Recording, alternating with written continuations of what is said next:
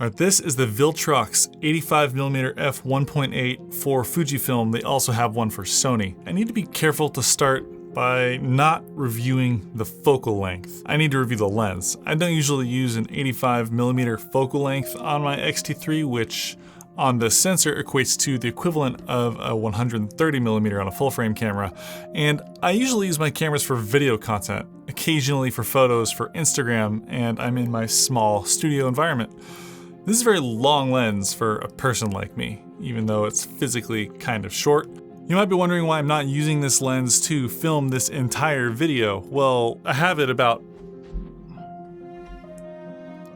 15 feet away from me over there, and it's corner to corner in my studio. It doesn't work well for a small room like this. So if you're planning on using this to make talking head videos in like a bedroom YouTube studio like this, you might need to reconsider. It's not a macro lens, nor is it advertised as such. I usually live in the 16 to 35mm range. In fact, the lens that I use on my main camera is the Sigma 18 to 35, but it's also on a Micro Four Thirds sensor. I've carried this lens around, the 85mm f1.8 Viltrox on the X-T3 for the past few weeks now, and I've challenged myself to create some video and a few pictures with it. And again, while reviewing this lens, not the focal length, it's not a stabilized lens, and also the X-T3 is not a stabilized sensor. So there's no image stabilization here, which is okay because I'm familiar with that. This is my Fuji 16 to 55mm. It's an excellent lens and one of my favorite lenses. In fact, that's the only other lens that always lives on my X-T3. If I'm taking video content, it's usually with this one because this is in my comfortable focal range. But I'm familiar with not having image stabilization on this camera. If you're doing long exposure work or video work, you're gonna want to either have a really sturdy tripod or a gimbal. You're gonna have a really difficult time getting sharp photos beyond the shutter speed of 1/120th of a second without it. That's common of lenses around this focal length without stabilization. It's also gonna come down to technique and experience, knowing what you're doing with a long lens like this without stabilization. You can get sharp photos, it's just a little bit harder. Now, don't confuse the image clarity of this lens with my thoughts on image stabilization and technique. I took this photo with the Fujifilm X-T3 and the Viltrox 85mm f1.8 at f4 about 6 feet away.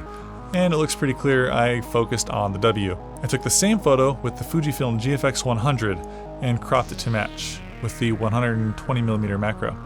And it looks very similar. I wouldn't be able to tell you which lens took which. You can still see at 100% zoom the Viltrox 85mm looks as clear as you would expect. You can even see some detail in the sticker and the brushing of the aluminum on the outside. This is where it becomes a losing battle against the medium format GFX 100 though.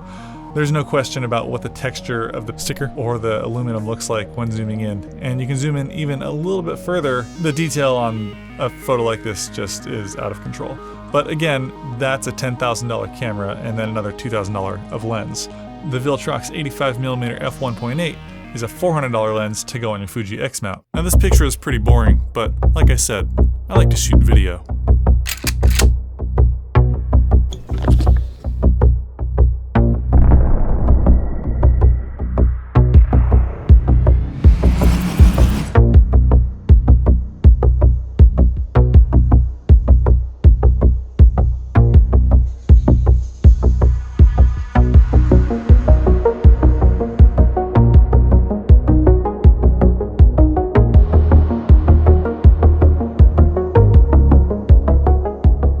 The lens itself is mostly surrounded by a big focus ring, and it is focused by wire, so it is electronic focus and it turns forever and ever. Fortunately, you can set the focus in the X-T3 to linear, so the focus becomes repeatable.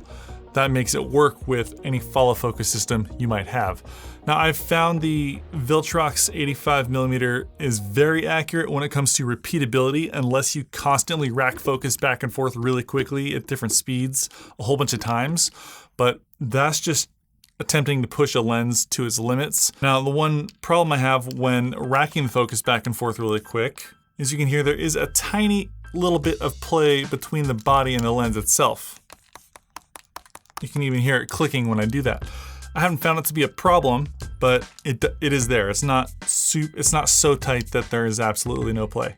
And I found that to be true on even the Viltrox adapter that I'm using with my GH5, but we'll get to that in a minute. The force required to turn the focus ring is actually really high, and it requires a lot more force to turn this focus ring than any other focus ring I've used on any other lens, on any other system. In fact, it even takes more force than turning the zoom ring on the 16-55.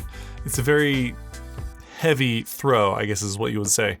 Now, it's not stiff. It really turns super smoothly. It doesn't stick or anything. It's just a lot harder to turn than I would have expected. The only issue I see with having such a heavy focus throw is when you are flying it on a gimbal, if you are using the gimbal's follow focus system with those little gears.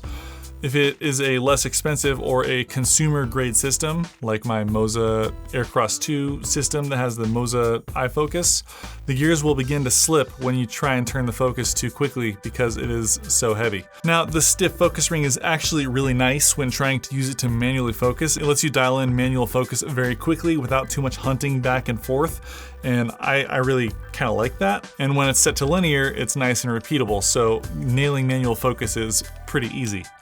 But all that doesn't really even matter to me because I only got this lens because it has autofocus.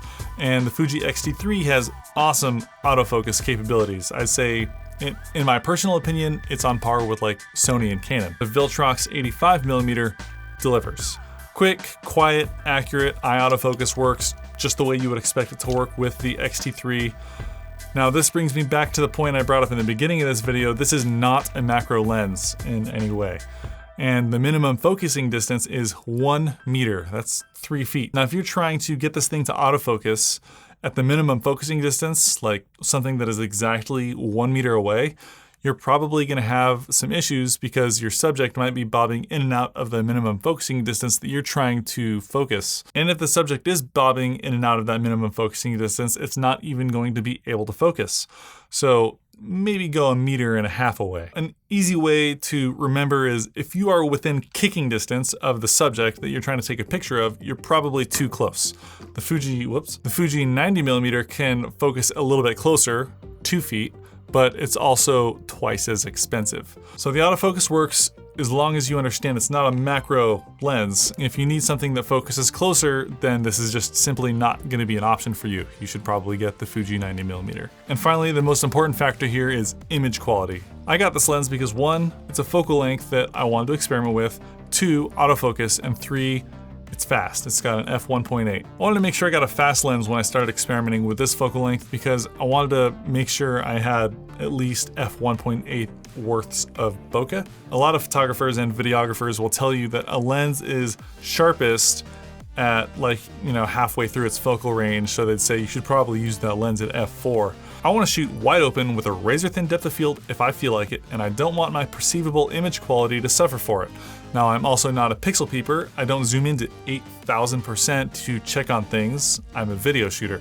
If I can crop into 250% and it looks really good when shooting 4K, then I'm happy. And let me tell you, so far, I'm pretty happy with the Viltrox 85mm. All that considered, this lens captures beautiful photos and beautiful video. It focuses great, it has an excellent build quality, and for under $400, there isn't really a better investment you can make if you want to dip your toes in a focal length like this. Now let's talk about Viltrox. I've used the Viltrox EF-M2, the speed booster for Micro Four Thirds, with my GH5, and I haven't had any issues with it, not a single issue.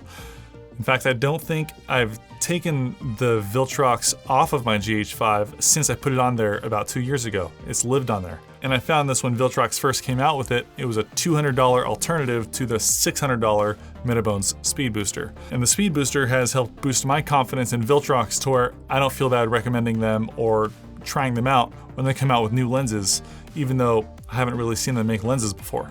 I feel like these new Viltrox lenses are gonna have a similar impact on the market of helping people, 1, experiment with new focal lengths, and 2, not feeling like they need to invest in native glass to get the best image quality. So if you're considering saving some cash and getting the 85mm f1.8, I'd say do it, unless you need something that focuses a little bit closer. Yeah, that's the only reason I wouldn't recommend it. That's the Viltrox 85mm f1.8 for Fuji and Sony cameras. If you want to pick your own up, obviously there's a link to it in the description of this video. If you're new to the channel, feel free to hit the subscribe button and give me a thumbs up. I'll see you in the next one. Peace.